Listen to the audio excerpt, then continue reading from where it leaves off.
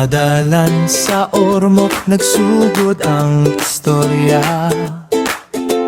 Mga barkadang alig-o ng pag-uban. Moolig, walay sulod ang pitaka, pero ang kasing-kasing puno sa kalipay o katawa. Bisan nun sa kalisod ang adlaw nga moabot, magkahiusag gihapon ta, dili magbiya. Team Laras Ormoc magkuyog sa dalan,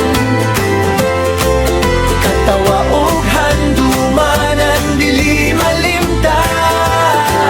Bisan walay kwarta basta magkuyog ta, ang kalipay sa barkada sobra pa sa bahandi.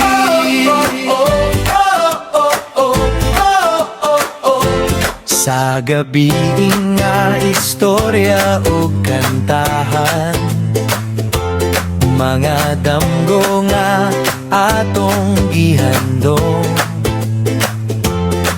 Moolig, walay sulod ang pitaka,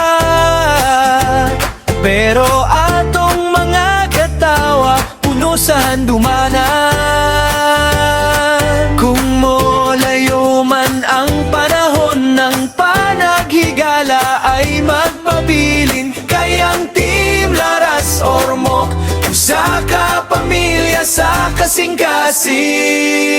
Team Laras Ormoc magkuyog sa dalan,